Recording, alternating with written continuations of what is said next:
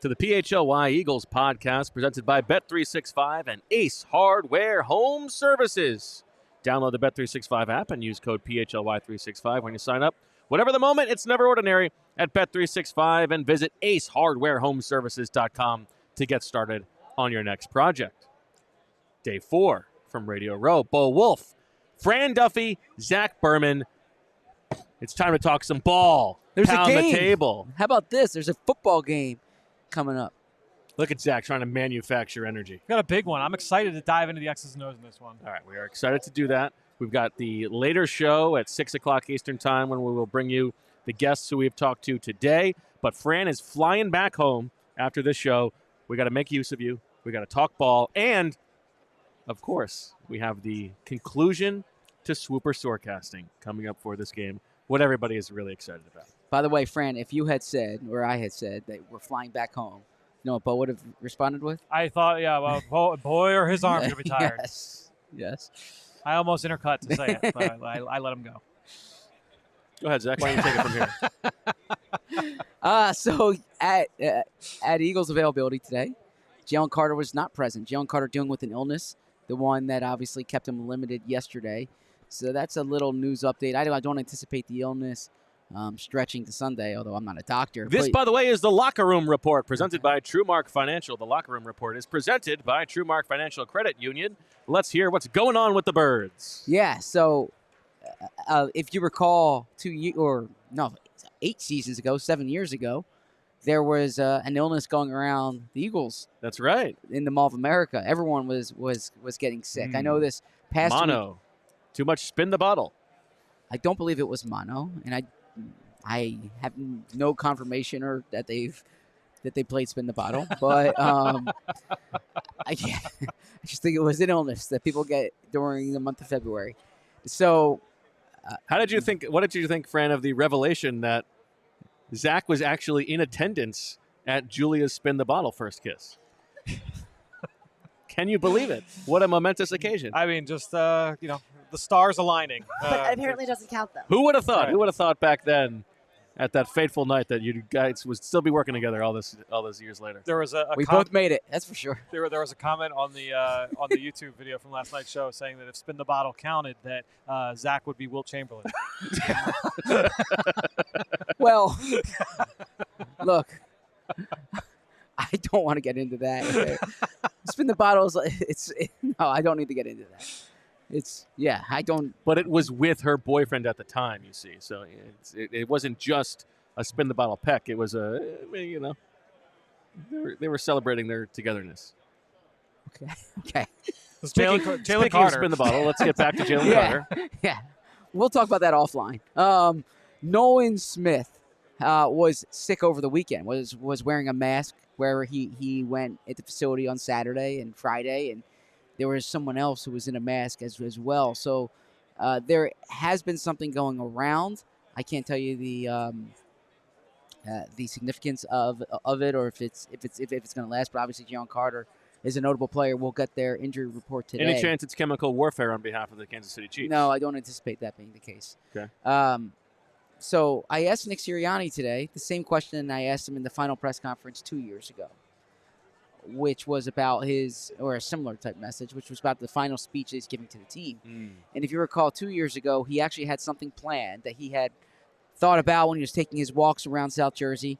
And he scrapped it the last minute to do what he did at Mount Union before the Stag Bowl, which was open the floor to anyone who wants to speak. And Eagles fans might remember this because in Jason Kelce's outstanding documentary, you saw behind-the-scenes footage of Kelce speaking, of Jalen Hurts speaking, of Hassan Reddick speaking.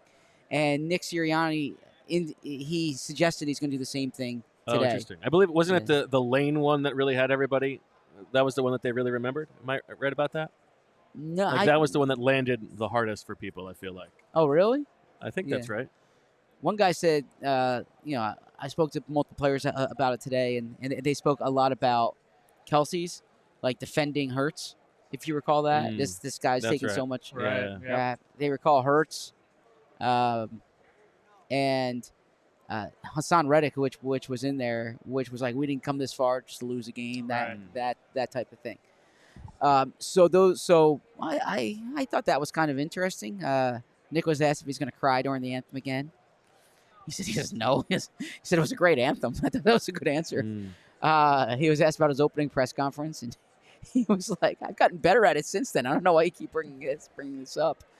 So those were some of the notes from Nick.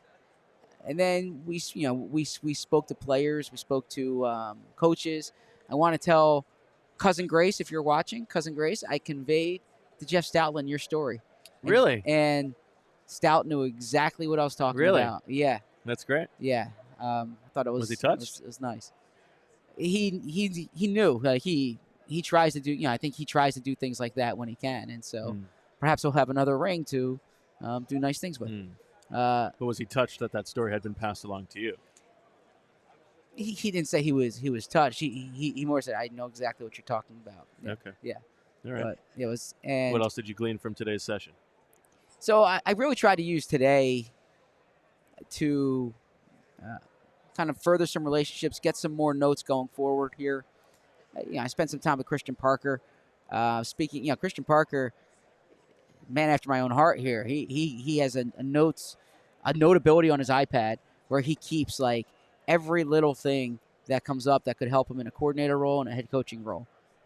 So whether it's something from the strength staff, whether it's something that Howie does, different things from Vic, from Nick, the way meetings are.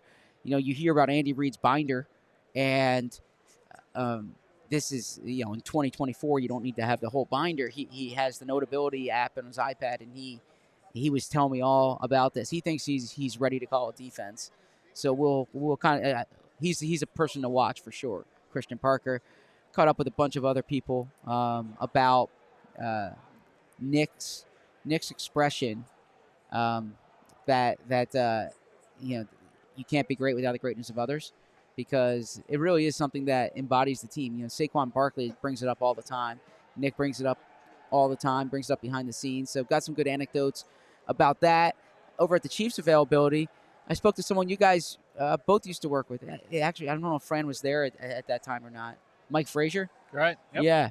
So Mike Frazier, interestingly. Look who it is. Hello. How are you? Wow. Yes. How about that? Yeah. We have the For the cheerleaders. audio listeners, we are joined now by the Eagles cheerleaders. Very Beautiful. nice. They How heard we Bo doing? was here. What's your prediction for the game? And look, we have another guest. Yes. Oh, Swoop. Oh, that's Swoop. both. Yeah. There you go. Look at this. Look How at about this. that? I mean, what gets better than that? Yes. Yeah. Yeah. Oh, That other was one. great. All right, fantastic. How Can we get a cheer saying, how about "Get Zack? some sleep" for Zack? Zack needs some sleep. Zack. No. Zack. No, we don't need that. We don't need that. Yeah. All right, thank you guys. Thank Thank you you so so much. much. Yeah. Ball knowers. There we go. He's looking at himself.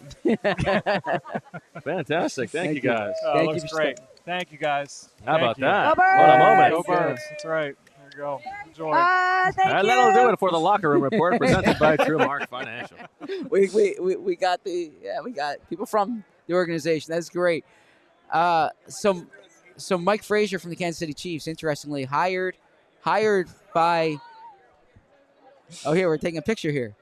Okay, I kind of feel like the players do, right? This is what you said you wanted yesterday. Yeah. You're like, Yeah. I want to be wanted when I Yeah. walk through Radio Row. Oh Look yeah, at no you. more for interviews than for pictures. Yeah, not a huge picture guy, but yeah, like interviews. Okay. Fair enough. And so So you're talking with Mike Frazier. Mike Frazier was hired by Joe Banner on the business side. Was Right. hired as an intern on the business side, then went over to work with Andy. Knew all the different people in the Eagles building.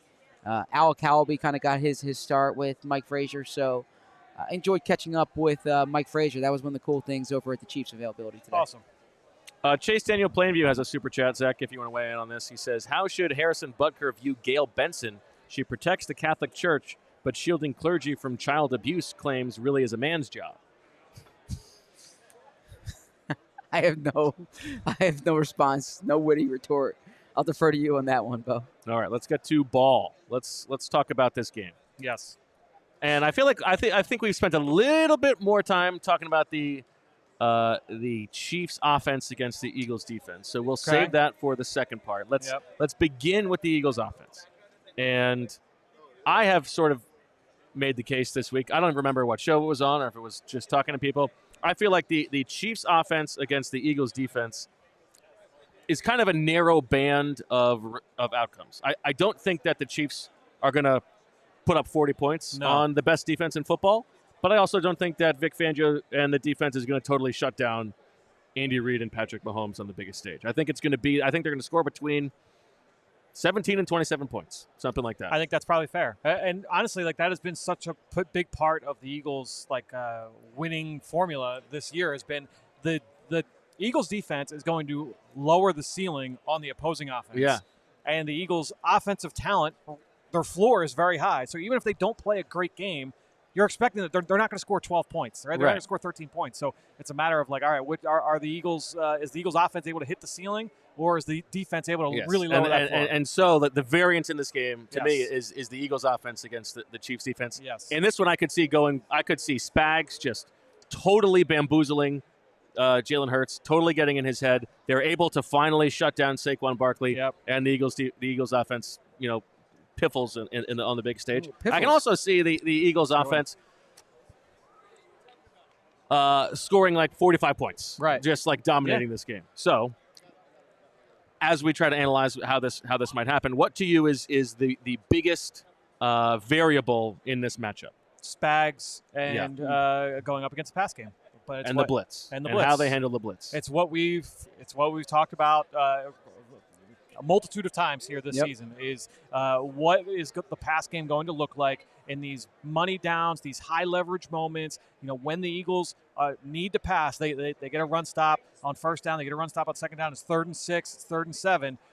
Is Jalen Hurts in this pass game able to execute against what Steve Spagnuolo is able to throw at them? And it's to me that is going to be one of the big determining factors in this matchup. We know that Spags, when you get into these type of scenarios, into these big games, he is going to throw stuff at you that you haven't seen, those unscouted looks. I go back to that 4th down play against the Buffalo Bills last week. Tony Romo's on the broadcast. I'm sitting in my hotel room. It's hard to be as specifically wrong as he was. But that's to me, that was it. Like that was it in a nutshell. Was that Tony Romo, former quarterback, known for being able to predict what offenses and defenses are going to do on these broadcasts. He's like, oh well, you're not going to get pressure here if you're Josh Allen, and here comes 2 corners coming off there. He's blitzing Trent McDuffie off the right side, and he gets an unblocked pressure, and it results in an incomplete pass. How the Eagles execute in those situations is going to be one of the determining factors in this game. I really think, knowing Sirianni, that the way that they're going to try to approach not getting beat on 3rd and long is by not getting into 3rd and long. That's easier said than done, but I really think that's going to be a huge part of the way that they approach this game from a game plan standpoint. There are going to be those handful of plays that are going to annoy you, have annoyed you in the past, I should say. Yeah. Where it's 3rd and 7, and they come out and they run the ball. Yes. I think that's one way that they're going to try and combat that. And it might not even be where they think it's 4-down territory. It might be like, we think this is the highest floor scenario for us to try and get this first down, is to run against a sub-package look. And it might be a winning formula for them. But look, Spags' defense, they created unblocked pressures at a higher rate than any team in the NFL this year, especially on 3rd down. They do all kinds of funky. But again, we said this against Green Bay.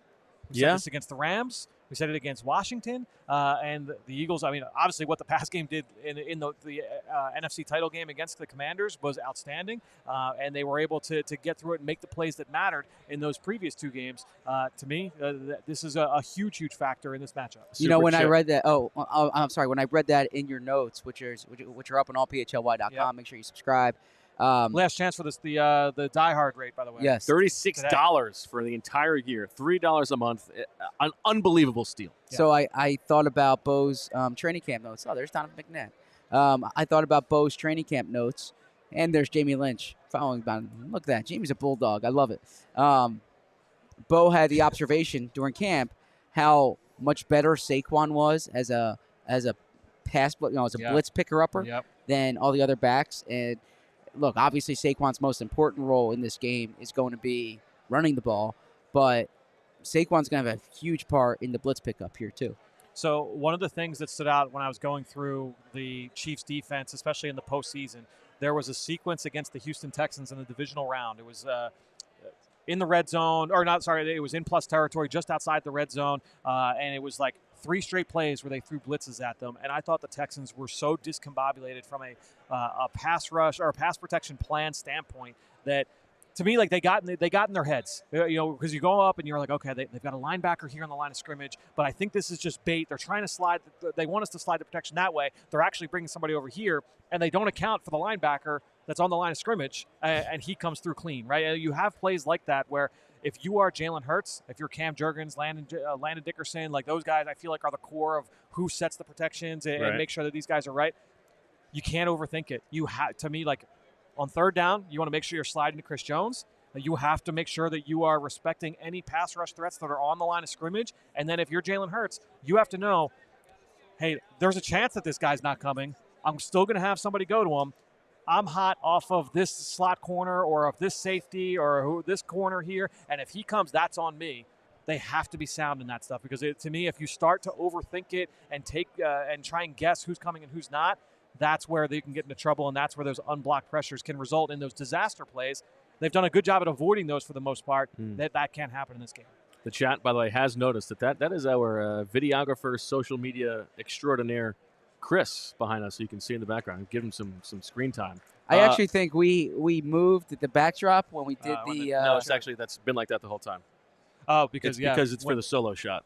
But the alignment's okay. The alignment's different because of the interview we did. Super chat from Rob, who says, Fran, do you think Kellen Moore hits Andy with a taste of his own medicine and dials up some blitz-beating screens to Saquon and the real MVP, Dallas Goedert? They haven't. I mean, they just haven't been a great screen team this year. Now, you could think on specific plays. Saquon had a nice screen on a third down against a blitz. I want to say, was that the Jacksonville game where there was that screen along the right side? We've seen Dallas Goedert involved in the screen game a little bit more down the stretch, certainly in the postseason. But, my guess is they might have some of that dialed up, but that hasn't really been their answer. For the most part, the answer has been like Jalen going to those hot routes and just trying to get the ball out fast. And to me, like that is something that they should try and do in this game is just, maybe it doesn't result in the explosive play downfield, but again, you're trying to avoid the disaster play against Spags in this defense. Some more super chats quickly. Mad Dio says, sleep Zack, sleep Zack, sleep Zack, sleep Zack. I think we can all agree on that front. And then Cash Squatch says, the Birds scored 35 in 2023 with no Saquon against Spags. What's different this time around that would lead the Chiefs to dominate them on that matchup? I mean, look, Jalen played the best game of his life. They were talking about last year. Yeah, last year. Sorry, see, because everyone says 23, and I'm talking about the 22 season. That wasn't a great offensive performance. If you remember. It was not. Yeah, Chris Jones was dominant in that game. He had a bunch of pressures in that one. It was not a great offensive performance in that game against the Chiefs last regular season. So it was actually a big Desai game. Yeah, it was Desai's best game of the season. That in the Miami game. Yeah. Look. Saquon Barkley, absolutely an X factor. If you go into my keys of the game, that's number one is keep the run game going here. The Chiefs have not allowed a 100-yard rusher at running back this season. Their only 100-yard rusher they allowed happened in week 1 against the Baltimore Ravens, and it was Lamar Jackson. They haven't allowed a 100-yard rusher since then. Now, they haven't gone up against the best run games in the NFL, but they have against some of the best runners they faced. They did a pretty good job against Derrick Henry, Bijan Robinson. Some of these other backs. They kept James Cook in check for the first half. He had some chunk plays, and they kind of got away from it a little bit. The Eagles are going to stick with. We feel pretty good. The Eagles are going to stick with the run game. I don't think this is going to be a pass game. I'm so fascinated with what Spags does on this front. We've talked about it a little bit, but we had a conversation with Nick Wright that will air on the 5 o'clock show, and he made the distinction between that James Cook performance and this performance because his thought was the Chiefs were sort of letting the Bills run. It was not the thing that they were worried about. Whereas with Saquon, it's what they will worry about. But even as you worry about it, I don't know that the best way to prioritize stopping the run is to load the box because then you open yourself up to the explosive plays. That's how the big plays come, right? Is you put 8 in the box, he makes one man miss, and all of a sudden he's gone. It's almost like you play the too high shell, and I know that this defense plays cover 2 as much as anybody. We've talked about how Jalen struggles with that. So as they prioritize trying to limit Saquon Barkley, what do you think that looks like from Spags? Well, Let me answer that by first bringing it back to what I think the Eagles' approach will be. Okay. Because what I think the Eagles' approach will be in this game, we talked about this with the Rams, where this is not a defense that you want to condense the formation. We've seen the Eagles come out and, hey, they're going to line up in 11 personnel, but they're going to bring everybody tight into the formation and really kind of shrink the box that way. You didn't want to do that against the Rams because that invited some exotic pressures, and now anybody can be a blitzer, and that was a green light for those guys. It's especially the case here with Spags. If you are going to line up tight to the formation, that's what happened in that Buffalo play, that fourth down play. That was a condensed formation. When you do that, you make it easier to disguise who's coming. Harder to figure out. It's harder to figure out who's coming. So what I think that the Eagles are going to do is that they are going to play in more spread formations and run the ball in this football game. I think that they will stay in 11 personnel more often than what we've seen over the course of the season. I think they will play a little bit more spread out. So with that in mind, to answer that question, is I think that with Kansas City, the way that they will react to that, they've got a couple different nickel packages that they will use, and they've had a lot of injuries in the back seven, and that has determined some of this. But Leo Chenal is their best run defender at linebacker. He typically only plays in base. That said, they have had some nickel packages where he has been an off-ball player or a guy down on the line of scrimmage. They want to get him on the field to try and see if they can deter Saquon Barkley that way. He's he has not missed a tackle this season. He's really strong on contact, taking on blocks, defeating blocks. So Leo Chenal is a guy I think that they're going to try and say that this is going to be one of our X factors to keep him limited. I do think this is a space game for Barkley. I think you want to try and get him out into the perimeter and see if you can out-leverage some of those guys in the middle of the field for Kansas City. One thing that I think is important to monitor is if the Eagles do have this game plan, like you said, where they're running the ball, not to abandon that based on game conditions early. And what I mean by that is, let's say the Eagles defer. Kansas City goes down and scores. The Eagles punt. Kansas City goes down and scores. It's 14-0. It's easy at that point then to say, like, you got to come back. I think what's important for the Eagles, especially with the way their defense has played throughout the year, is like the trust that they can get back into a game and not to abandon what their plan is just based on game conditions. And there have not been that many times this year where they've been forced to play from behind, although they have in the first half. And so I think they've done that this year. It will be interesting to see if that happens. The Tampa game jumps out as a game where I thought the Eagles got away from the run. And if you remember, like the first play or the second play of the second half, Saquon has that huge run against the Bucs, right? And it was like, why didn't they run the ball more in the first half? Yep. And a big part of that is because Kansas or Tampa Bay scored early, and the Eagles went into this like pass-happy approach. All right, we have much more on this side of the ball to get to, but let's take a quick break to hear from our friends. We start with TrueMark Financial. If you've been spending a little bit too much money lately, maybe you booked a trip to New Orleans and you want to go to the Super Bowl. Good for you. Congratulations. But that means you're going to be maybe a little bit of debt. Well, guess what? The best way to pay it off faster and with zero interest until 2026 is with TrueMark Financial, because TrueMark Financial is offering zero interest on balance transfers for 12 months, so all of your payments can go toward reducing your balance, not just covering interest. Here's the play. So one, so two, transfer your existing balance from another institution to a TrueMark Financial Visa credit card and take advantage of this amazing offer. But hurry, you have to apply by February 28, 2025, whether you're interested in earning rewards, cash back, or simply prefer a low rate for everyday purchases. With TrueMark Financial, you can choose the credit card that best fits your financial needs. Visit TrueMark.com/compare for full details and to apply today. TrueMark Financial, federally insured by the NCUA, equal opportunity lender, terms and conditions apply. All loans subject to approval. 3% balance transfer fee applies. Standard rates apply after the promotional rate.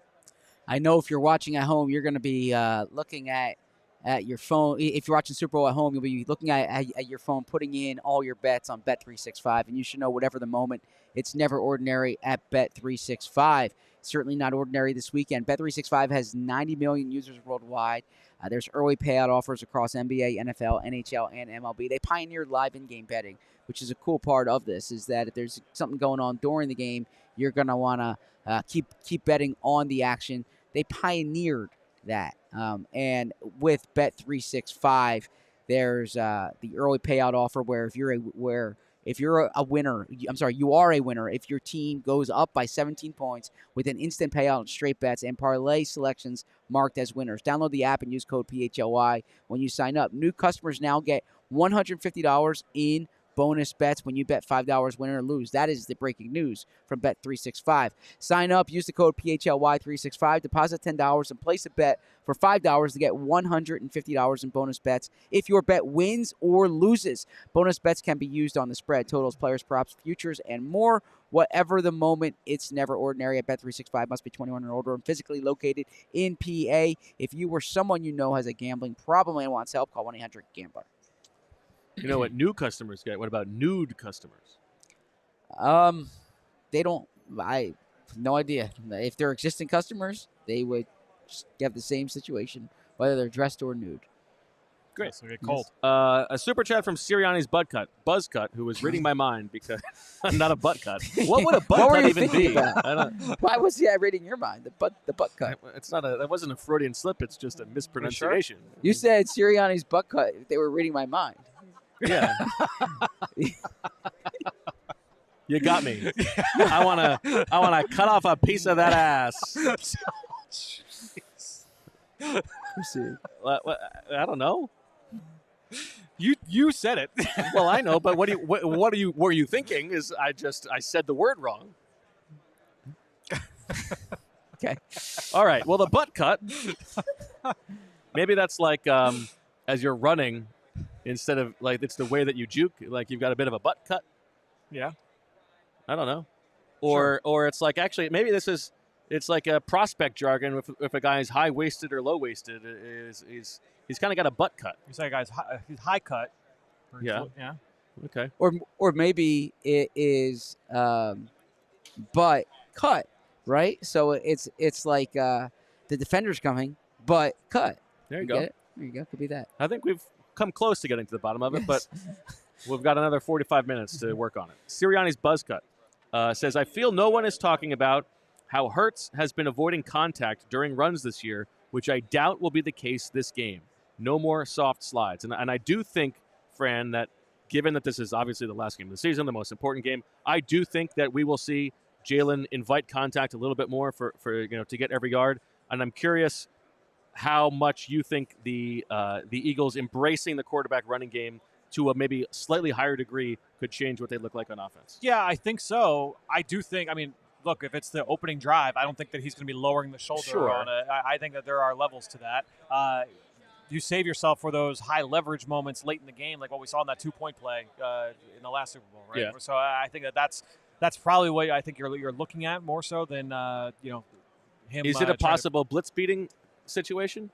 Potentially, if especially you write the right draw and you hit the right. Yeah, I think when they go empty, or if it's Saquon in the backfield, they love that lead draw where he's inserting as a blocker, and you have Cam Jurgens folding around. I think that's something we could definitely see.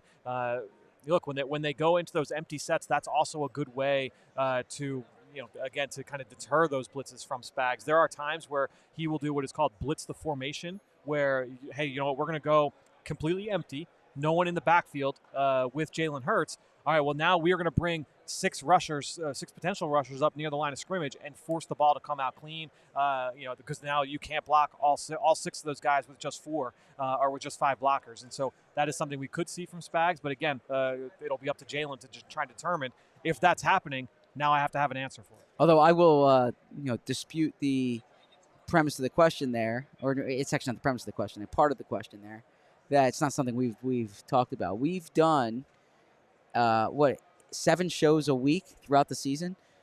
There's not a thing about the Eagles that we haven't discussed, including the way Jalen Hurts finishes his runs. He was saying that people haven't discussed the possibility that might change in this game. Oh, okay. Gotcha. All right, I stand corrected. Butt cut. Musa, friend, wants to know, how many Saquon touchdowns did Jalen check into at the line? Is it possible Jalen is uniquely talented at reading and calling the run game? Is that even a thing? It's possible that he is uniquely talented at it. He's checked into some good plays this year for sure, and it's something that he's done a good job with that over the course of his career.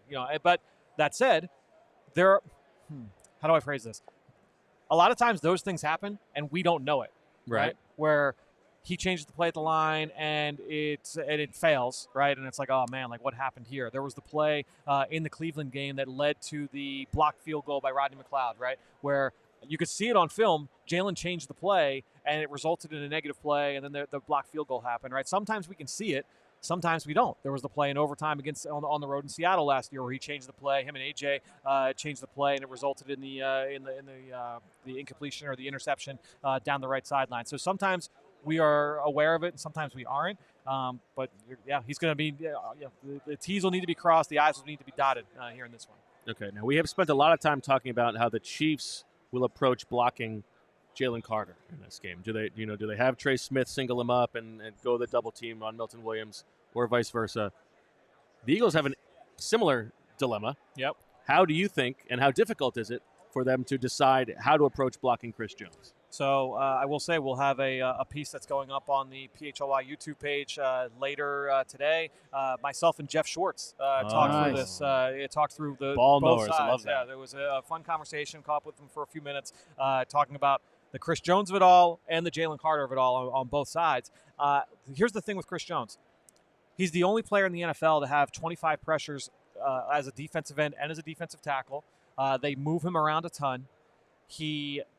This postseason, they put him against Deion Dawkins against Buffalo. They put him against Laramie Tunsil in Houston. Okay. And they were perfectly fine saying, okay, we're going to put our best defensive lineman, Chris Jones, against their best offensive lineman, and he's not going to win every time, but he's going to get some wins, and then we're going to ask our other guys to mess some stuff up over on the other side. So it's not they're not searching for the weak spot. They have not done that over the course of this postseason. My guess is that would probably continue. So, are they going to put him against? Are they going to put him against Jordan?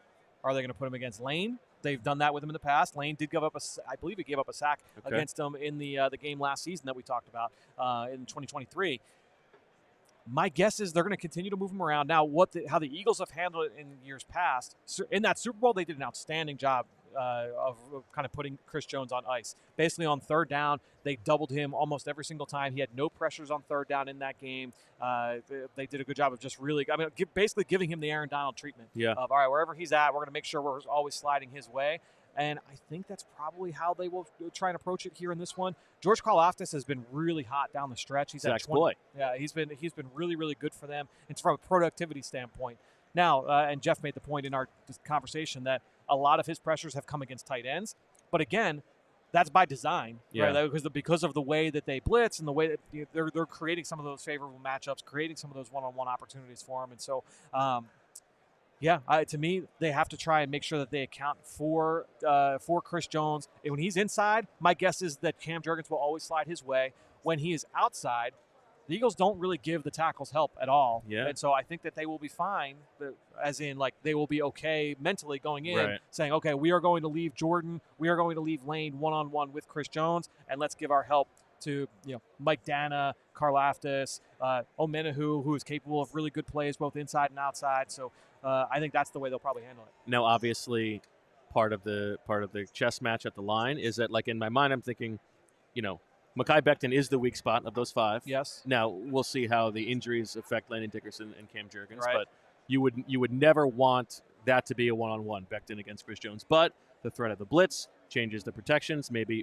you incorrectly think a blitz is coming, and so you have to think all of that. Yes. is at play here, and I don't know, it should be a fascinating matchup. I mean, Chris Jones has been money for this team in the playoffs, in Super Bowls especially. He's come up with big plays. Now, again, the Eagles did a great job of limiting that in the last Super Bowl. He really didn't get much done in that one. Last year against San Francisco, he had like 6 or 7 pressures in that game. I don't think he had a sack against San Francisco, but he was always around Brock Purdy. And so the Eagles will need to make sure that they have a plan for Chris Jones. Zach, is it George Karlaftis or Carl George Loftus?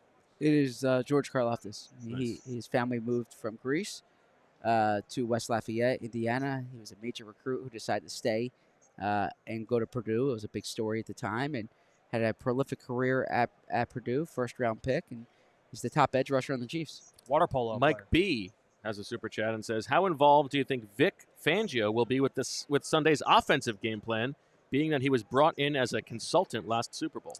I would not expect none. that. Yeah. He's got plenty to worry enough about. to worry about. He's got plenty to worry about. Last thing you wanted to touch on here with the Chiefs defense, friend, all the moving parts in the back end for the Chiefs, the safety rotation that they have. Yeah, it's a little bit difficult to diagnose. I have a good number on this from my better from than my notes. I actually think this is a better number than a Daniz number. Some might say. You might say that. I don't know about Zach. The Chiefs rotated their safeties after the snap on just about 37% of their plays during the regular season. That was middle of the pack. That was 14th highest in the NFL. But that number has jumped to 45.8%, so just about 10 percentage points in the postseason.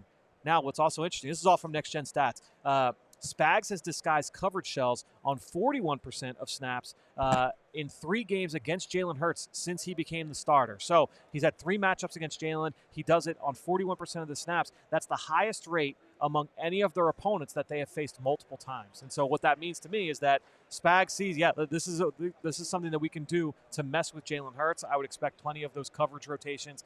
Jalen's just going to have to be ready to try to decipher all of that and make sure that the ball gets out to where it needs to go, decipher those coverages. He did that well against Washington. There was a play I posted from the airport in Dallas before I left from Shrine Bowl to the Senior Bowl. It was the 3rd down completion to Goddard where they showed it was going to be man coverage. It looked like it was going to be man after the motion. Jalen didn't take the cheese at all.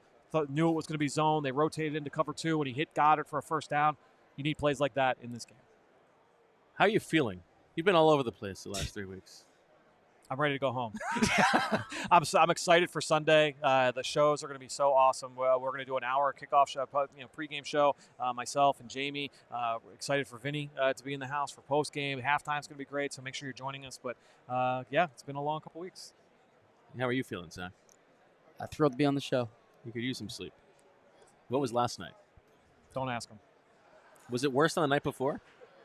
Better than the night before. Okay. Baby steps. But still doesn't have a 4 in front of it. Okay. Yeah. If the Wi-Fi was better in here, I'm with you. Right? It's like the only time you can write is the only time you can write a story here is after 11 and before 7, right? So it's like because you can't write a story we got to be here throughout the day, in this room. So. But there is, if I can give a quick plug, there's a story up on allphly.com. Please. I write every Super Bowl I've written about Howie Roseman, and look, I get it. When you're a GM that puts a Super Bowl roster together, the coverage tends to be favorable at the Super Bowl, right? That probably comes with the territory. You're not focusing on the Bryce Huff signing, but it was kind of about the offseason that the Eagles had. But then I also want to incorporate some other elements, too. Like, you have them addressing the Saquon signing, the Baun signing, the Becton signing. But also, I wanted to get in something that Bo did a great job outlining in our show last Tuesday about Howie, how the years before kind of led up to this. Because one thing Howie did say was, like, the turnover of the defense was really a 3-year thing, right? Those 3 drafts. That was one thing he said, and then really that they thought they had an opportunity this offseason based on the resources, and you're not always going to have those resources. This upcoming offseason, they're not going to have those resources. But I started this story with the scene outside of the locker room in Tampa Bay last year, where Howie's hugging Jason Kelce and Brandon Graham because he said he felt like he let those guys down last year. Last year wasn't a great Howie year, and he knew that was their last game. And then he knew that the front office had an opportunity this offseason. They took advantage of it. And then I ended the story. I want you to read it, but like with Howie already looking ahead to this upcoming offseason because, one thing that I brought up to him was like R.C. Buford, who he says is the godfather of GMs. That's the term he used, the godfather of GMs. He's someone Howie has a good relationship with. They spoke a week or two ago. And R.C. Buford, after from 2002 to 2019, he was the Spurs GM, and then he graduated, if you will, to the CEO role. Runs the entire organization. I mean, still a brilliant basketball mind, but he's not just doing the GM stuff anymore. And I asked Howie, is that something that would interest you? And Howie was like, he said, I love putting a roster together. I love the college all-star games. I love the draft. I love free agency. And he's like, I still feel like I'm getting better, he said. And so him reflecting on that was, I think, something different than some of the other stories that might have come out this week. So yeah, please check that out on allphly.com. One small thing he said in that session, which Fran and I actually talked about on the PHLY draft show with Fran Duffy, which you can check out on the PHLY YouTube page. Good episode this week. That stuck with me was, and it was in relation to the Mekhi Becton signing. If you leave the draft having addressed all your needs, you probably had a bad draft. Good point. And I think that's right. It goes. I mean, it's another way of framing best player available and trust your board. But I think I do think that is a good way to think about it. Yeah, good point. But yeah, absolutely. And I haven't watched that draft show yet. I need to listen to it on one of the walks. We're going to give you a pass. You can listen to it next week. But you don't have to listen to it before. But I was thinking. So the 3 Eagles. You, the listeners, do. But Zack, you need. So not like this isn't like me like flexing or like shut. This is just like an explanation for why it's been this way. Okay. I was thinking of my first Super Bowl.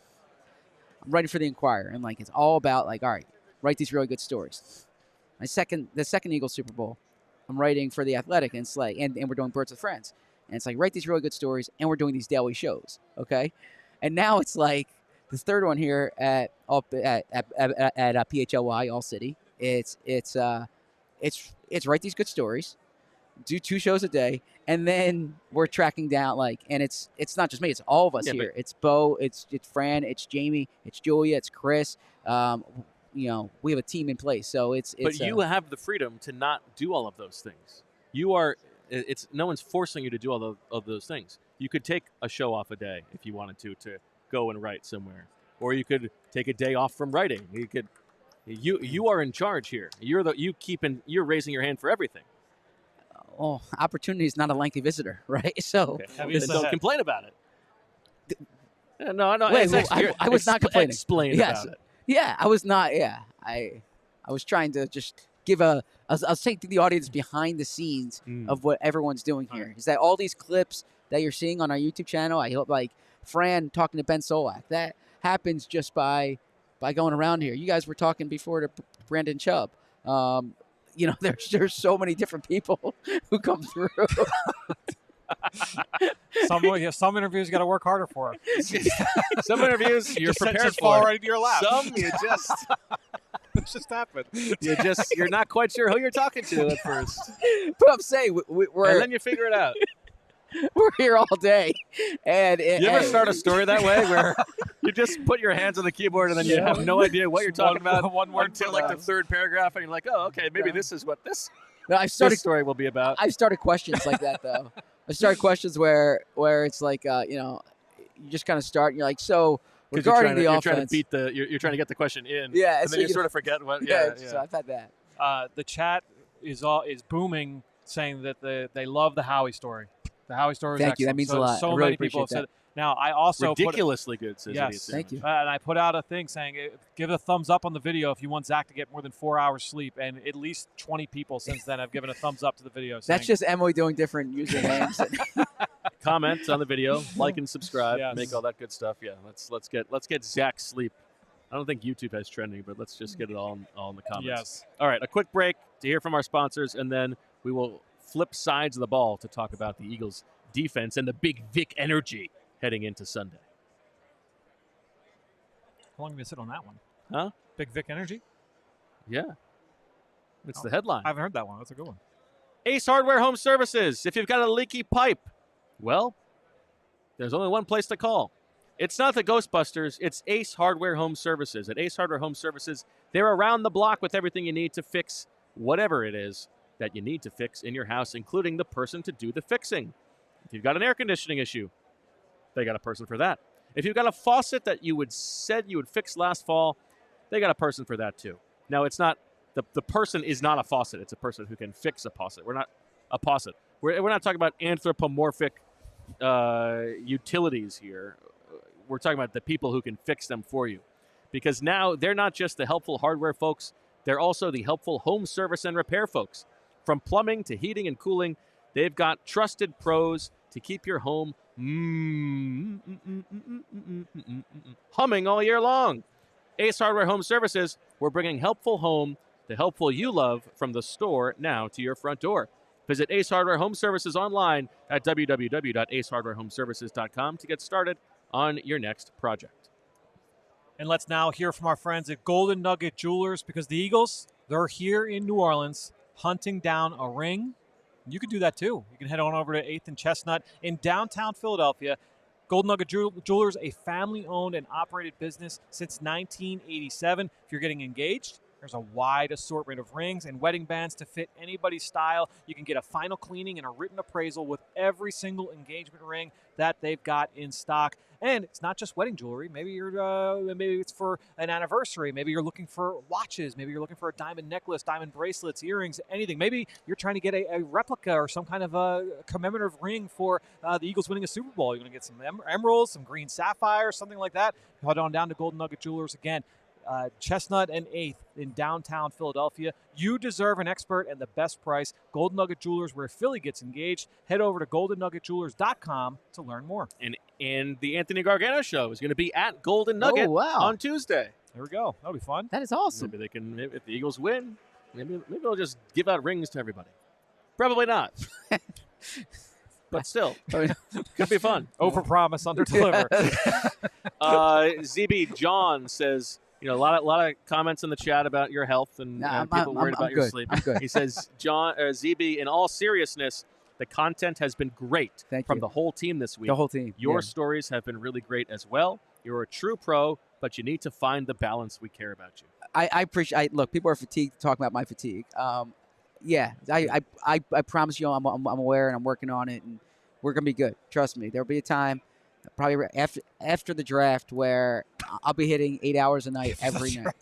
So, yeah. Believe me, promise me, if I make it to 3 months from now.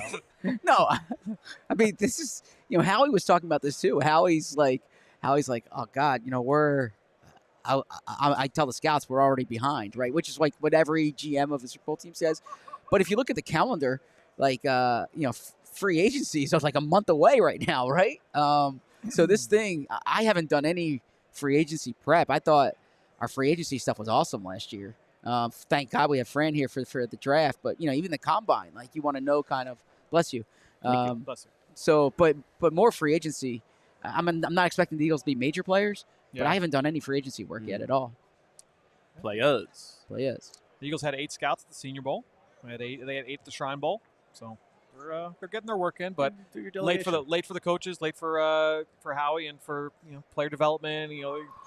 All eyes on the prize here. Next time Howie says that, I'm just gonna say, Howie, don't worry. All you got to do is allphly.com. Go to Fran Duffy's draft guide, and you have everything you need there. That let that be your scouting report for Zack's second favorite draft analysis. No, my favorite, Marissa's second favorite. Yes, obviously not. She described it as her favorite.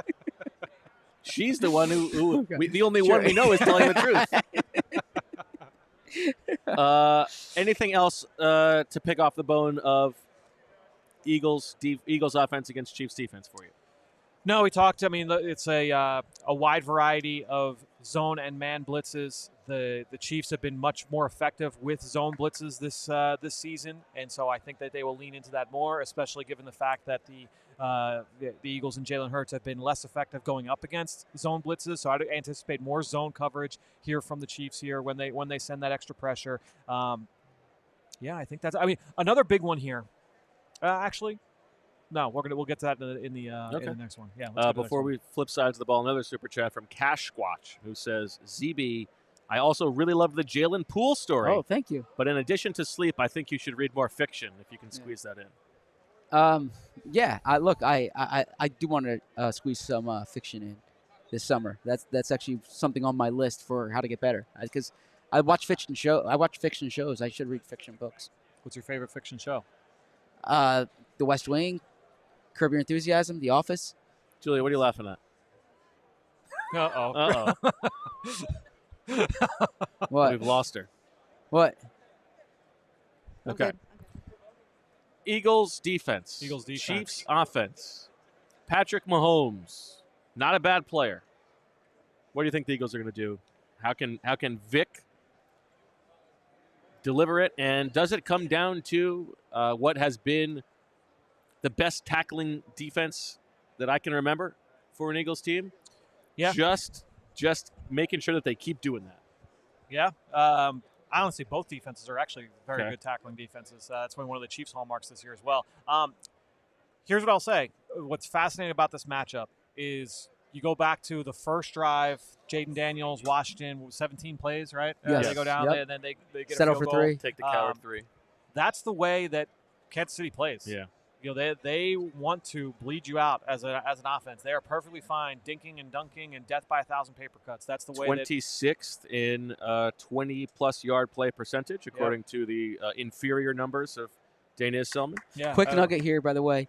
Patrick Mahomes talking yesterday about the most growth he's had as a quarterback since his first Super Bowl, and he said he used to be like big play hunting, right? And now he's much more focused on football plays. Yeah, and so honestly, the numbers sort of reflect that as well. Looking at when this, because look, I think when you look at this offense overall, it's very easy to look at it and say, all right, well, you look at these numbers over the course of the season from an EPA standpoint, from a success rate standpoint, the passing numbers, the explosive play rate, as you mentioned, they're subpar. They're average in a lot of spots where it's like, oh, this offense hasn't been as good this year. What I would say is the injuries that this group has dealt with at the skill positions. You know, Pacheco missed a lot of time. Marquise Brown missed the majority of the season. They traded for they traded for Nuke Hopkins midway through. They lost Rashee Rice midway through the season. Travis Kelce has been dinged up. The offensive line at tackle, they've really struggled, and they made those changes.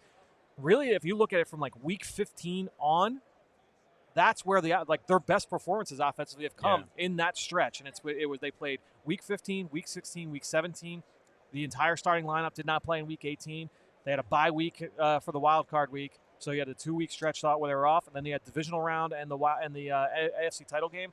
That 5-game stretch there for Kansas City, that's been 4 of their 5 best offensive performances here this season. And so I think when that said, it's still not an explosive. They're still not going like bombs away down the field. But they've been so efficient, and one of the ways that they've been efficient has been getting the ball out of Patrick Mahomes' hands fast. 2.5 even seconds average time to throw there in the last 4 games for Patrick Mahomes. In weeks 1 through 15, it was 2.87 seconds. So that's a huge difference there, 2.87 to 2.5 flat. He led the NFL in completion percentage and success rate on quick throws in this regular season. Back in the Super Bowl in 2022, he was 13 of 13, 72 yards and 2 touchdowns on those quick throws. That's how, he just diced up the Eagles defense in that game. He's happy playing that way. And so for me, like the goal should be for the Eagles, you have got to force him to hold on to the ball as best you can. He has not been as effective when he's held the ball over 2.5 seconds. It's been the worst year of his career when he has had to hold the ball late this season. So how do you do that? You could disguise looks. You got to try and limit things from have the press cover those guys up at the line of scrimmage and try and deter those early throws to the outside. Some of them they're going to get, right? Some of them you're going to have those little gadgety plays, the stuff underneath to Xavier Worthy. You're going to get those kind of plays here in this game plan if you are Vic Fangio. So some of them you're not going to be able to prevent, but others, if they're running slant flat, like you've got to be able to take those throws away, those shallow crossing routes. What I would say, Mahomes has been dynamite against man-to-man coverage this season and certainly in the playoffs. That's why, Daniz talked about it in the preview last week that you guys did back home where the Buffalo Bills just came out and said, all right, in the last 3 quarters of this game, we're going to play a heavy dose of man-to-man coverage and not disguise it, and we're just going to line up and play man, and the Chiefs just picked them apart. Well, the Eagles don't play man. On 3rd down, they don't play man. They're gonna play cover 4. They're gonna play cover 6, and they're gonna say, okay, we're gonna pass things off and try and squeeze down these passing lanes. They're gonna need to do that here in this one. Force him to hold on to the football. Count on your coverage to hold up. Allow Jalen Carter, Nolan Smith, Josh Sweat, those guys to be able to get home. Actually, one of the interesting things I found in your notes was that you think of Xavier Worthy and you expect him to be this big play guy, right? But you have this great number here that he averaged 11.3 air yards per target through the first 13 weeks, but averaged only 4.8 since when he's caught 16 of 19 targets. So it seems like they're focusing on yards after the catch with him as opposed to use that 4.22 speed and beat everyone downfield. Yeah, a lot of that had to do with the Rashee Rice injury because Rashee Rice was like their gadget player where, hey, we're just going to find ways to get him the football, create yards after catch. That has become Worthy, and also like a lot of the shallow crossing routes. He had that big play against Buffalo last week on the shallow cross on the mesh concept, and so they're going to try and find ways to be able to get him the ball fast, let him create, and so Yeah, that's going to be an aspect where you can't let him run free. I mean, they got picked off on those mesh plays a couple of times last week in Buffalo, and so that's something that certainly the Eagles are going to have to make sure they account for. What about Patrick Mahomes? We talked about Jalen Hurts and the running threat. How do you account for Patrick Mahomes as a scrambler? Yeah, he doesn't do it often, but he was their leading rusher last week against Buffalo, or 2 weeks ago against Buffalo. And he gives you those. How did you put it before the show started? The plays that only break your back. He's only going to scramble when it kills you. Yeah, it's the back breaking play. I mean, he had that. What did it go for, Zach? 22 yards in the in the Super Bowl in 2022. And there's that great picture of Javon Hargrave diving to to get him. And I mean, he's Dan Orlovsky. He's capable of doing that. Nice. So, shout out to Dan. Nice. But I think when you're looking at what he can do in that aspect, look, the Eagles don't spy. It's not going to be a QB spy situation. They're going to play their man-to-man coverage. They're going to play disciplined rush lanes up front. They're going to try and call some stuns to try and say, all right, well, if Nolan Smith slants inside, maybe we have Jalen Carter looping outside, and now Mahomes is going to roll into that. So I think you'll see some of that in this game, especially on third down. But that's what you're trying to prevent is Patrick Mahomes creating that back-breaking play. To create the X factor there down the field with his legs. If you're superstitious or even a little stitious, here's this one nugget.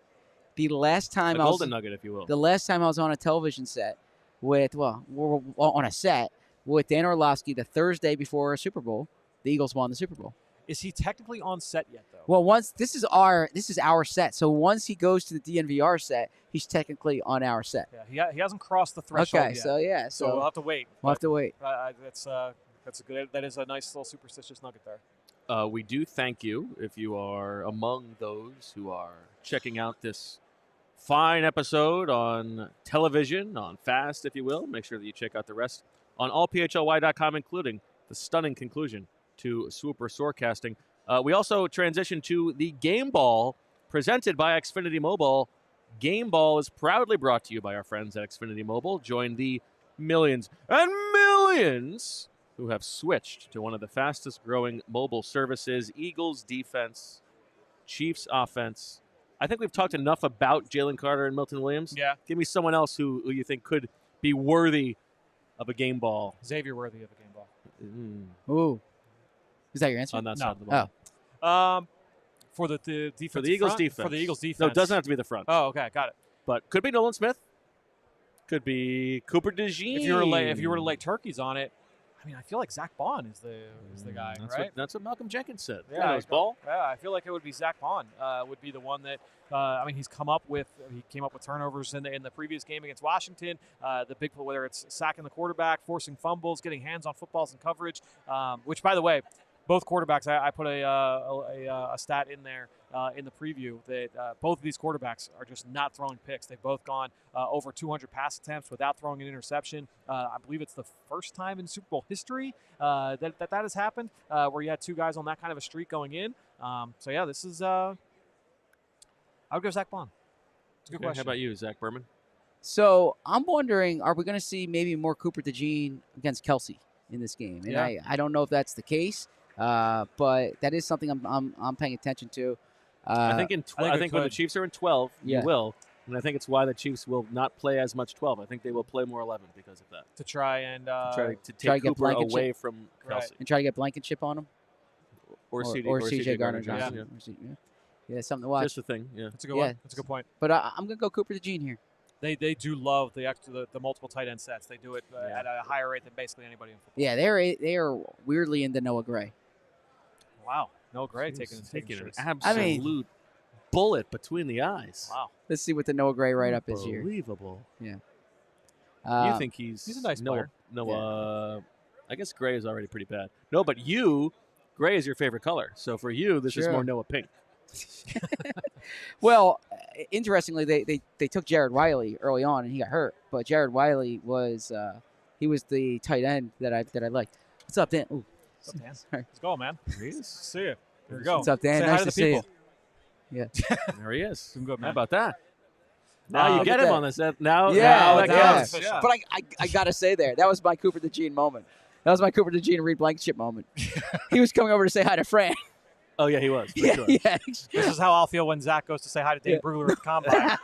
No, I got up to extend my hand. That was for Fran there. So that was 100%. that was Cooper DeJean and Reed Blankenship thinking that LeBron was coming over to say hi to them. And that you remember, like Cooper took the hand out of the pocket. Yeah, it was good. Yeah. Yeah, I understand the reference. Oh, okay. Gotcha. This is very late. It's very delayed. But Noah Pink is also the way that you would describe Zack's wardrobe. No pink. No pink. Yeah. There Noah is Pink. no. I don't own anything pink. So that You is how you that's true. describe his wardrobe. Yeah. No pink. No, yeah. My wardrobe.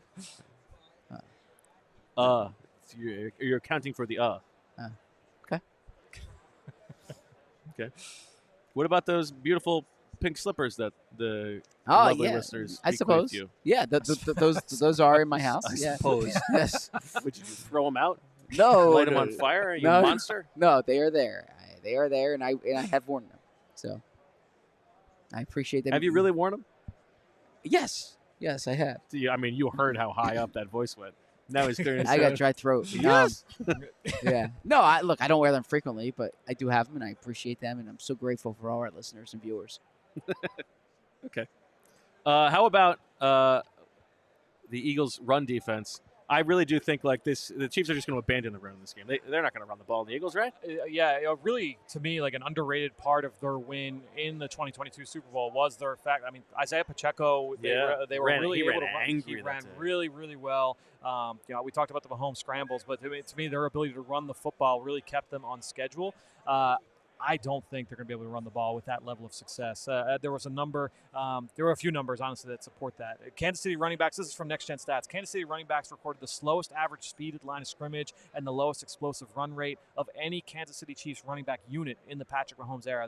This running back group has not been as good this year. They've been contacted behind the line of scrimmage at one of the highest rates in the NFL over the season, and it jumped when they made those changes along the offensive line, which we haven't quite talked about. We talked about. Basically, it was a rotating cast of characters at left tackle. So they took Joe Thuney from left guard. They moved him in there. They inserted Caliendo at left guard. After they made that change, the run game really started to suffer even more. And running backs, since that point, nearly half their carries have resulted in a hit behind the line of scrimmage. Really? Yeah. I mean, it's that combination has not been very good at being able to create movement off the ball on the left side. And so I think when you're looking at it, I just think they're not going to be able to run the football against. And I think they know that. Yeah, I would think so. Yeah. It's going to be a lot of the quick throws. So we'll see. Super chat from LB908, who says, a lot of talk this week, especially yesterday, comparing yourselves to other media at Radio Row. A wise man once said, comparison is the thief of joy. You guys are doing a great job. Be proud of your work. Thank you. Thank you. Very nice. Guys and girls. Yeah, Joy has been awesome this week. So, Julia. There's another super chat. Did you see that one? Oh. No. Graceman says, Fran, what's the coolest thing you've seen done with your draft grid/work?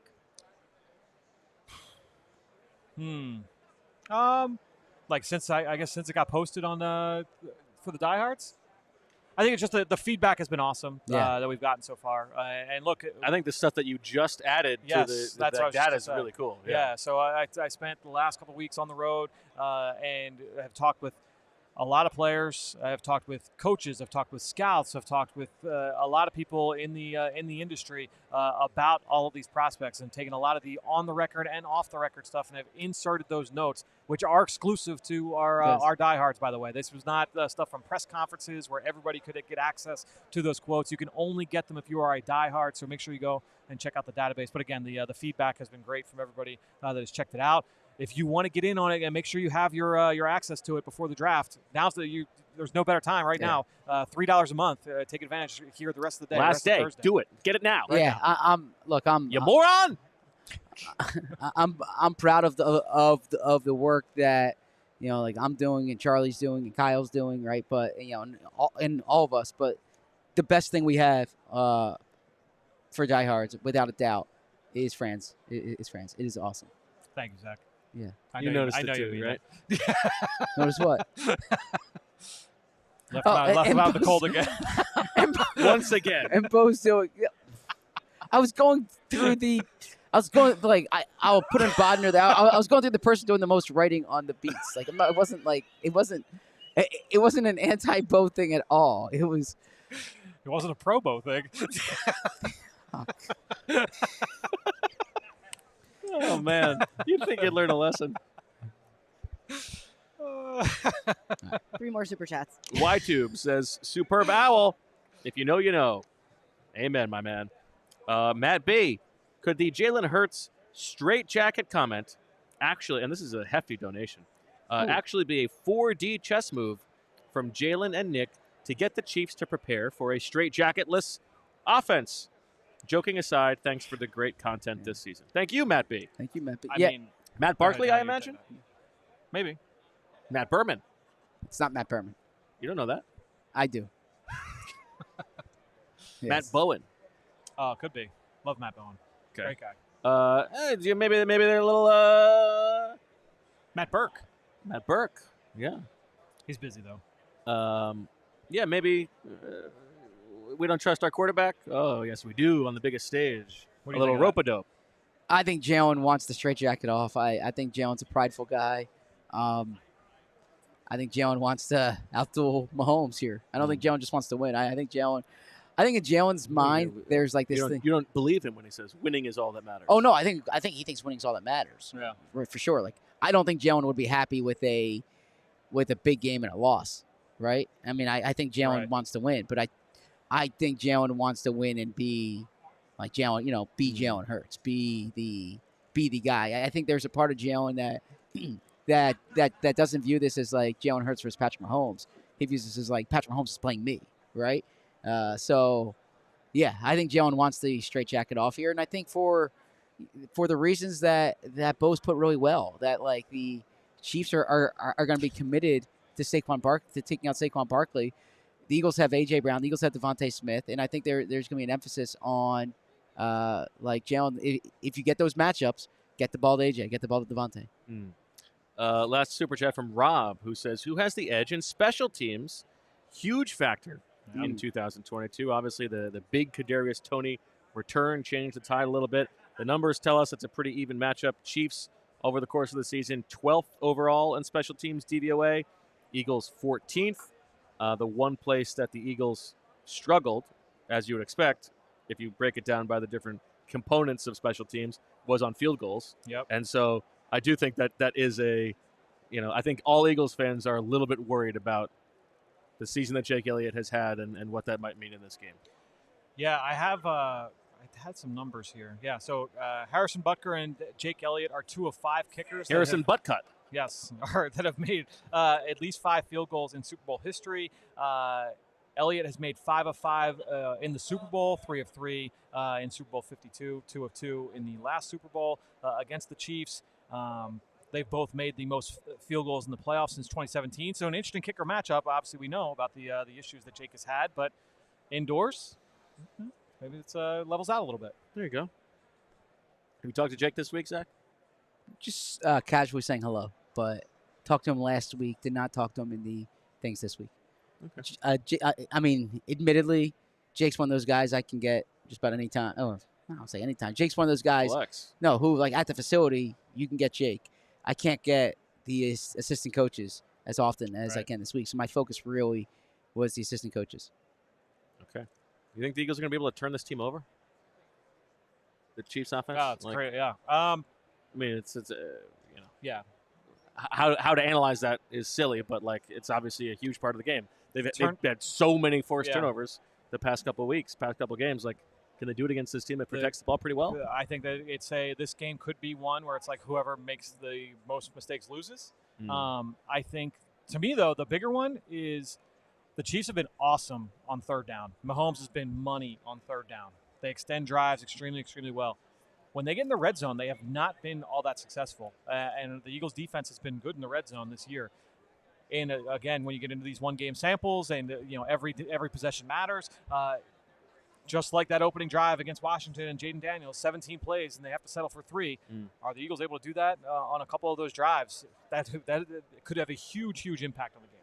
Yeah, this goes to what Daniels was telling us about last week, that they have a good offense, but like all the numbers paint the picture of an offense that is not explosive on their series conversion rate on first down, 24th in the league, only 16th on second down. Yep. But if you do just buy third or fourth down, do they get a first down? They're 8th in the league, and so they do play that way. They play for being able to convert on third and short. That's the way that they want to play and feel most comfortable playing, and so It's also the way that the Eagles defense kind of wants them to play. right. Right? But that's the way the Eagles defense wants everybody to play. But the Chiefs are comfortable playing that way. Right. So that's why, like, yeah. that's kind of why I feel like the band is narrow here, Yeah. because it's like they're both going to play a best game that version the of other themselves. expects and Yeah. invites. Right. Yes. Whereas I think the other side is much more about dictating terms. Right.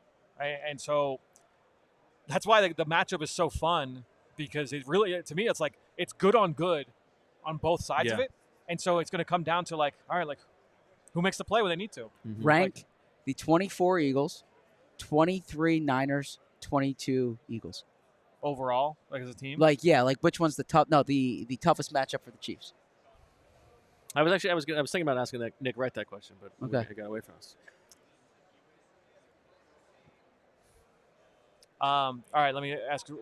I think this team is better than the 22 team, You're taking but into I don't think Jalen is playing at as high a level. Are you taking into context the quality of the Chiefs No. in those years? No, Or just the challenge of the team they're playing. Like is this the best team the Chiefs are seeing in that three-peat?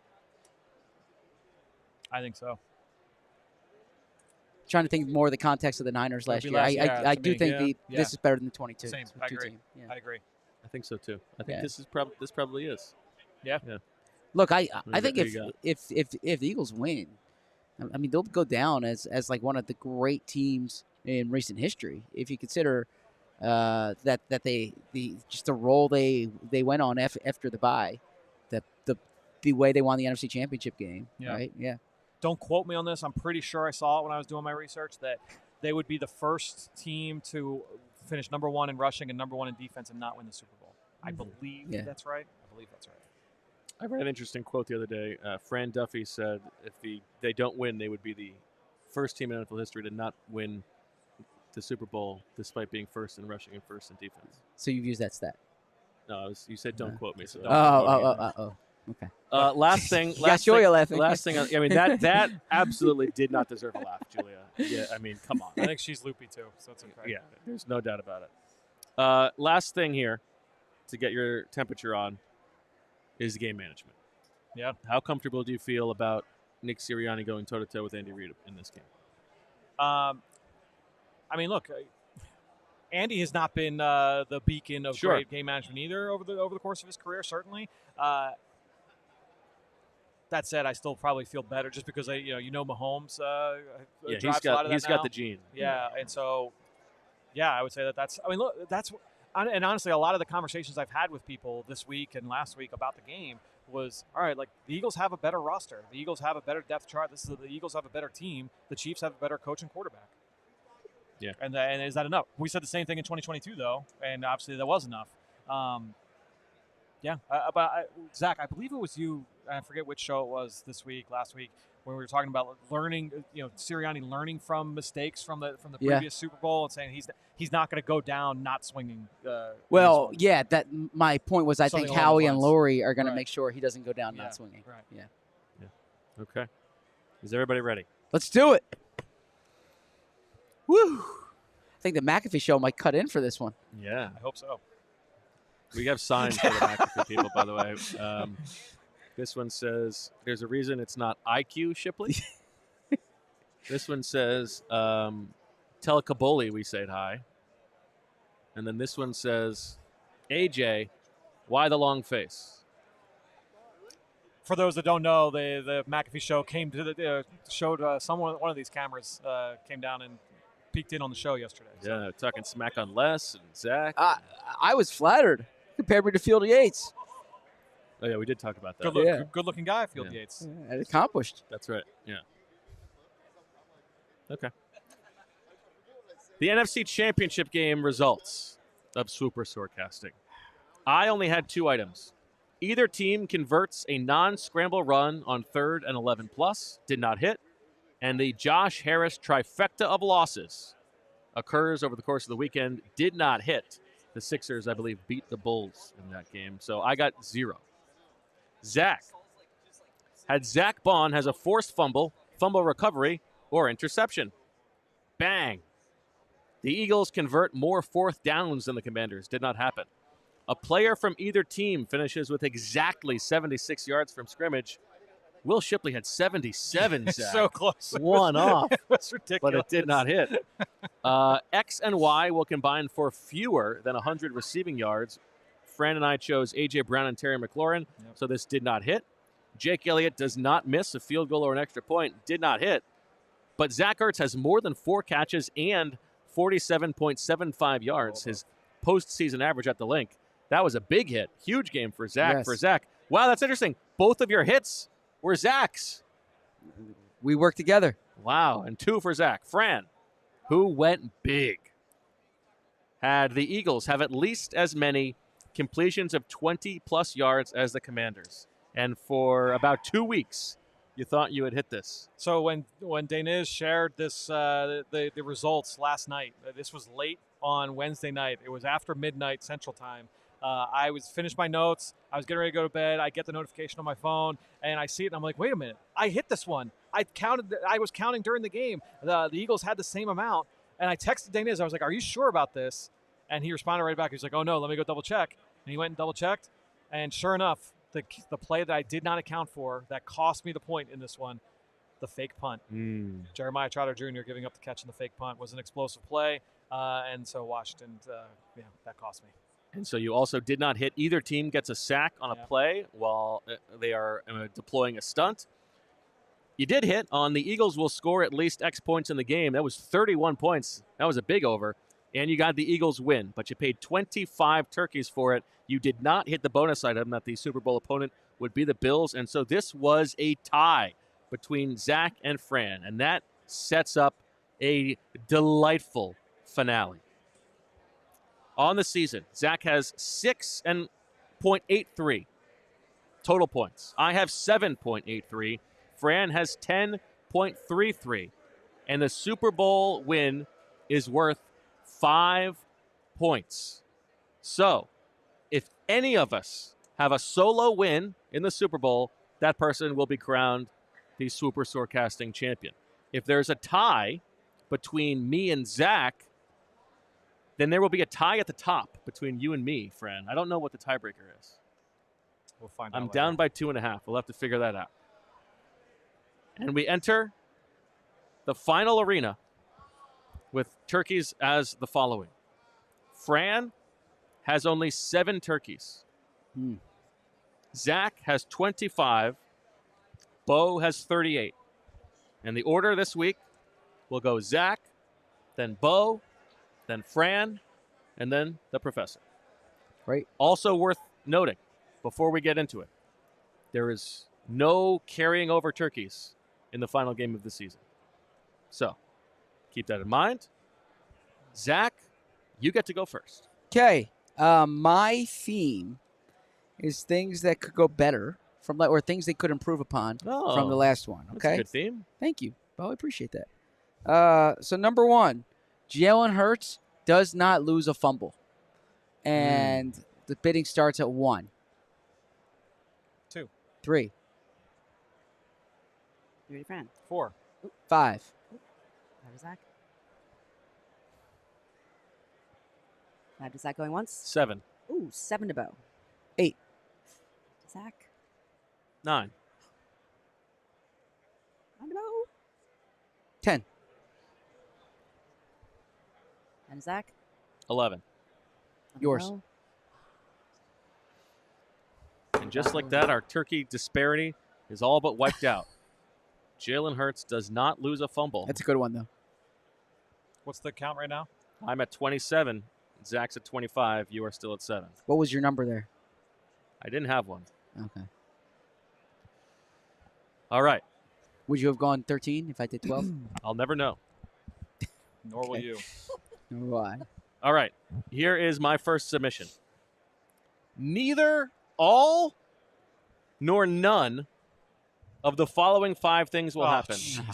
Okay, so the idea, I'm going to give you a list of 5 things. I don't have a screen here. And so you Neither all are nor betting none? that somewhere between 1 and 4 of these things are going to happen.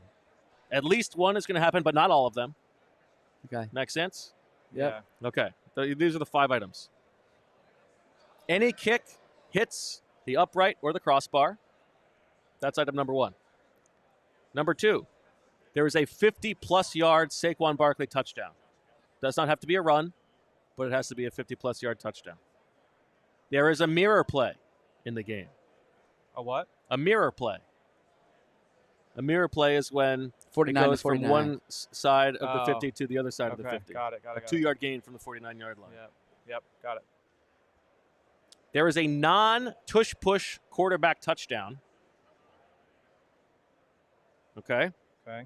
And finally, points are scored in the game at any point with zeros on the clock. So at the end of any quarter, points are scored. Okay. Any kick hits the crossbar upright. 50-plus Saquon touchdown, mirror play, non-tush-push QB touchdown. Points are scored with zeros on the clock. Yes. Got it. And that you are bidding that 1 to 4 of those items hit over the course of the But game. not all.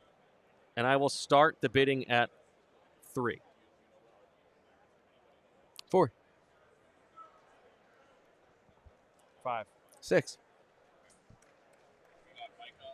6 to Zack. 7. 7 to Bo. 7 to Bo going once. 8. 8 to Zack. 8 to Zack going once. I'll say 9. Ooh, 9 to Bo. 9 It's to Bo yours. going once. Going twice. All right. Down to 18. 18 Okay. 25. And you got 2 items, though. Yep. All right. We're in business. Okay. I'll go with my first one.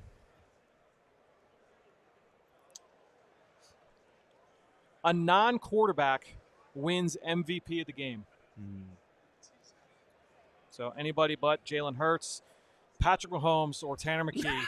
You said wins it. Thank you. Or Carson Wentz. or Carson Wentz wins MVP of the game. Well, now is an important. We have to mention this now because there could be some insider trading here, Fran. You are not aware of this, but you are sitting in the presence of a confirmed wow. Super Bowl MVP voter. I didn't know that. This is new. Since when? A few hours ago. Wow. Yeah. Wow. The smirk Zach, on that Zach, face. Zach, Look at the Zach, smile as he Zack, buttons up. Zack.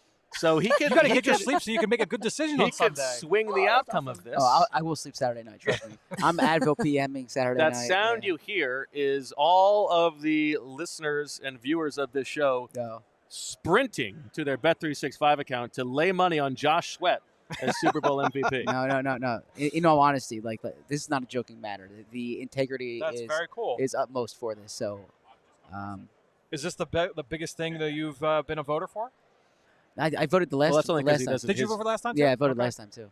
Yeah, also, his votes really aren't taken into account for the Ospreys. Otherwise, that would obviously. Right. Yeah. Yeah, anything to do with the show, my votes aren't taken into account. Right. Yes. Well, we'll start the bidding at 1. Non-QB wins MVP of the Non-QB. game. 2. What about 3. maybe Fran? 4. What about? What about going once? 5. Oh, 5 to Fran. 5 to Fran going once. 5 to Fran going twice. I am abstaining from this one. Yeah. Yeah. The integrity master. Yeah. No, seriously, I am abstaining from this one. Yeah. Yeah. There are. Yeah, but that aggregate- doesn't really change anything because you're still affecting the outcome. No, like trust me. I every I aggregator understand should that, know. but just yeah. because you're not, Yeah. you will still have an incentive to weigh that one way or the other based on how Swooper is. No, looking. because I look. I think, and Bo will be next to me in the press box. Like I will say, who do we think should? Well, now Bo might actually. Bo might be thinking Tanner about this. McKee. Yeah. But no, I will like. I won't have like a non-obvious choice. Nobody believes that you are gonna, Okay. affect, Yeah. not do what you think is the correct answer here. Thank you. Appreciate that. All right, let's go to the first Deniz submission. Fran down to 2 turkeys. Okay. 1 sec. Just gonna pop my camera on and say hi. Julia, how about a little love for Julia in the chat, please? Hi, What a week everyone. it's been. Throw a thumbs up on the video if you Yeah. can, if you haven't already. Okay, this is a reverse Dutch auction. Start at 0, count up until 2 people yell "Swooper out." Okay. The item is Jalen Hurts scrambles for more first downs than Patrick Mahomes. And it has to be scrambles. It's not. So it says Designed scrambles. runs. Yep. So last one standing wins. Jalen Hurts Correct. scrambles for more than Mahomes. Okay. Ready? Wait, real it has quick. to be more. Scrambles. Jalen we're, Hurts scrambles we're, for more first downs than Patrick Mahomes. but we're considering run scrambles, right? No.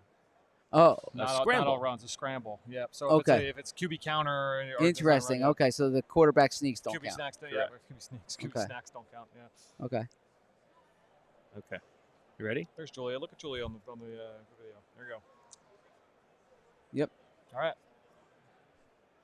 All right, ready? You have to count up. Yeah. Yep. Yeah. Okay. 0, 1, 2, We're out. 3, 4. Swooper out. So did I get for 4 or 5? I think you get it for 4. Actually. Yeah, for 4. Yeah. Okay. I should have let it go longer, but I didn't really want that one. None did I, but I need to get in the game, bro. Rough. Rough. All right, let's go to round 2. Serve some ways, bruh. Been hanging around the set too long over here. All You'd be right, so bro. lucky to be over You're there up with this. next, my man. All right. God. Cook me up something fun, bro. All right. Need a bazooki with that Advil PM on Saturday night.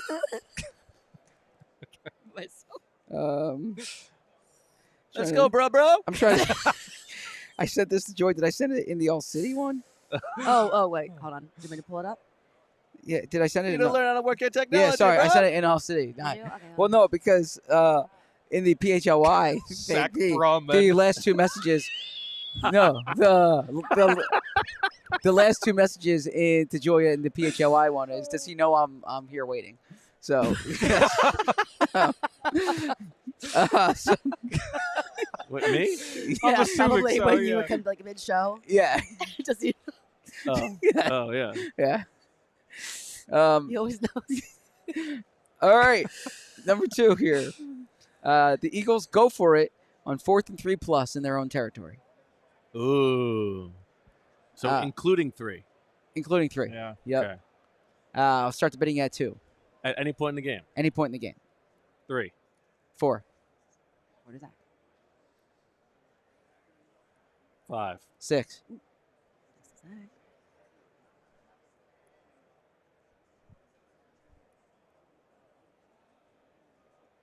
Is that going once? Is that going twice? Sold to Zack. Okay. For 6, right? Yeah. Yeah. Where are we at with tally?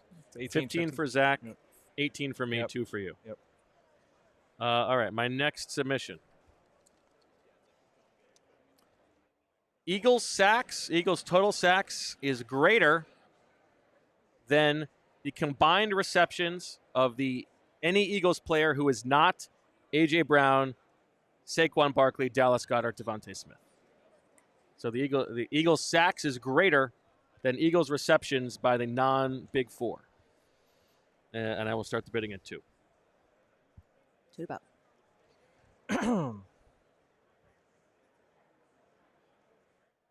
2 going once. 3, 3 to Zack. 4. What about? 5, 5 to Zack. 5 to Zack going once.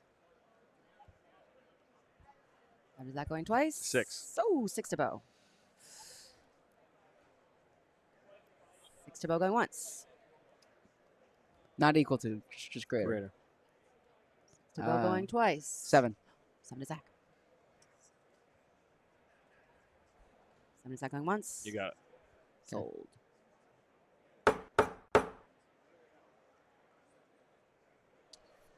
All right. For my next one, Nick Sirianni is caught with a tear on his face during the anthem. Start the bidding at 2. Hold on. Yep. Does it have to escape his eyes? It's on his face. Yes, it has to escape his eyes. Okay. So it's teary eyes does not teary count. eyes doesn't count. But if it's in the conclave of the eye, if it has the eye hole, escaped contained. Yep. If it escapes the lashes, Like the yolk has broken. Yep. Okay. Then it counts. Now, what if you notice? What if they pan late and you see that his eyes are wet? His face is wet, but you don't see the tears. We will need to see the glistening on the face. Julia is the final judge. Okay.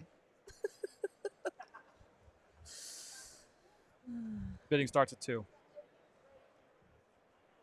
2 to Fran. 2 to Fran going once. 2 to Fran going twice. Oh, some to Fran. Well, I mean, great to have Just so give it much to me. action riding on the national anthem. That's big. That's you know what? It's a Super Bowl. You're These are done. the things I want. Exactly right. Yeah. I went with 2. I'm happy. Thanks for letting me have it. Okay. All right, we go to Deniz's number 2. ZBS, tears of exhaustion. That's Yeah, what his they are. body can't produce tears right now. It's working hard enough to keep him alive. No, I'm good. I'm on Tyler Dunn's podcast next. Shout out to Tyler. Oh, that'll be electric. Jeez. Item number 8. Wow, ouch, Tyler, taking it straight. No, not him. All right. No, I was saying that's why I was looking at my phone. Normal auction. Then the winner completes the sentence. X and Y combine for over 140 receiving yards. Oh, geez, 140. And who get paid? Who Yeah. picks X and Y? So winner of the item can choose X and Y to be any 2 players in the game, but they must, and this is underlined, they must be from the same team. Okay. Oh, okay. So X and Y combine for over 140 receiving yards. Winner of the item chooses X and Y to be any 2 players in the game, and they must be from the same team. Who starts bidding? Normal auction. Whoever wants to. 1, 3, 4, 4 to Zack. 5. 6. 6 to Zack. 6 to Zack going once. 7. Ooh, 8. 7. Ooh, jeez. You got To it. Zack. All right. All right. Devontae Smith, AJ Brown.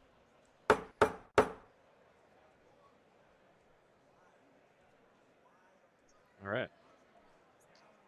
And I'm out. Yeah, so I get every item remaining. Jeez. And there are 4 items remaining. So what's your next item? My next item, I'm actually changing it now. No, man must have integrity. The Eagles don't get flagged for defensive holding. No flag the entire game for defensive holding? Yes. Now, what about accepted versus not accepted?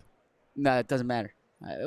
Yeah. If So, it's like, the- if they get called for defensive holding, but it's declined, that still counts? it has to be accepted. Yeah, has to be So accepted. they're not penalized for. Or there's not They're an not. accepted Yes, penalty. they're for not defensive penalized holding. for. Yes, there you go. Okay. Yeah, that's better. They're not. Yeah, there's no defensive holding penalties. Okay. My next one was the final score of the game. You know how there are 4 integers? It is not 2 odds and 2 evens. So essentially, like if it's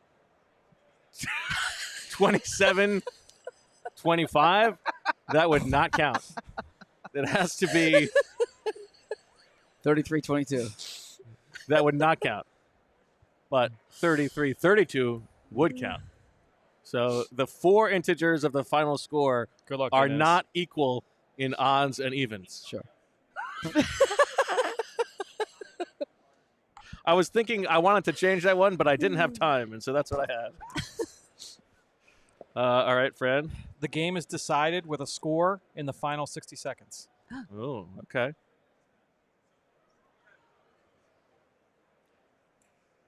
Now that means game is decided. Yeah. We're saying that it's either tied or someone takes the lead. Yes. Okay. Not that the Not Eagles like are up the by lead 3 goes touchdowns. from 3 to 6 Yeah, or yeah, something no. like that. The game is decided. Or 6 Correct. to 9. Right. Okay. Okay. All right. And what's our final Dan is? The Eagles win The the Eagles game. win the game. Yeah, good draw this week, Bo. Items 12 and 13. Oh, baby. Oh, Yes, double. they Wow. are simultaneous sealed bid. I should Wait, have but read he this didn't before. bid, so Sealed Okay, bid, 1, 1, 1. multi-unit auction. All players place simultaneous sealed bids on each of the 2 items at the same time, specifying which bid is for which item. The total of the players' 2 bids cannot exceed the number of turkeys they have remaining. There is no more future from which to borrow. Okay. Item 12. Wow, so anticlimactic. Yeah. Okay. Eagles win. The Eagles win by 8 or less. By 8 Okay. or less. And then item 13. The Eagles win by 9 or more. Okay, I'm gonna bid 14 on the Eagles win by 8 or less, and a 1 on the Eagles win by 9 or more. So either way, he's getting a point there. Well, if the Eagles win, that's what I mean. If the Eagles Chiefs win, are the points- favored. Chiefs are favorite. All right. Well, so there we go. The final tally. Fran, a non-quarterback wins MVP. Now, hold on.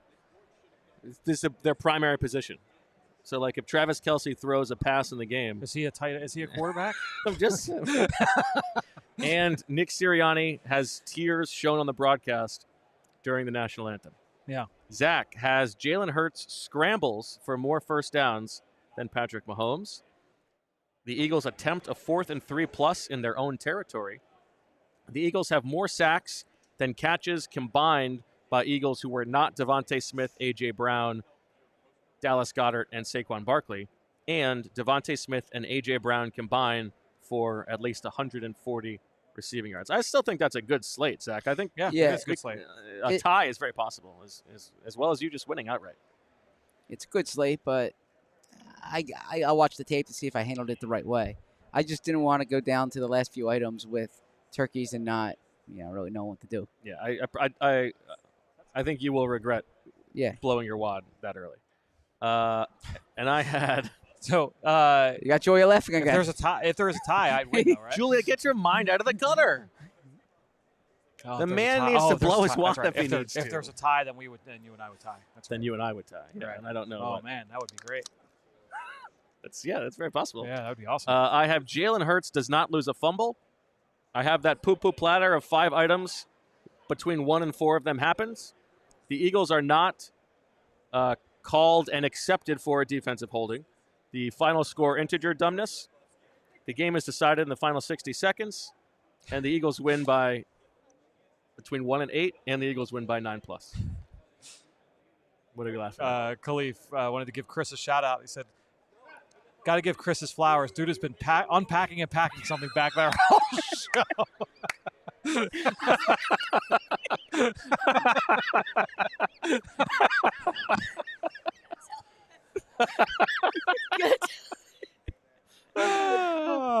That's really good. That's really good, Khalif. Dynamic. Really good stuff. All right, Fran.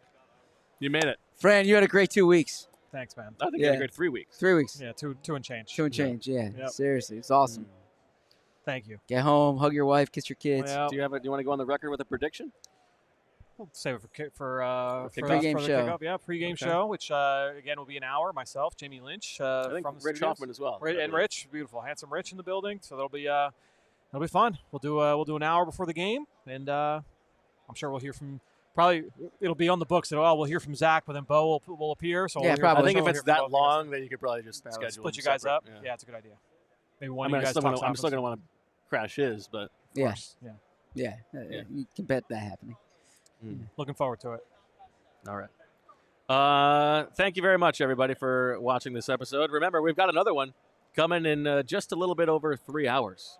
So for Fran Duffy and everything he's done for us, and for Nick Sirianni's butt cut, we thank you for watching and listening. We will talk to you in a little bit. And as always, we love you.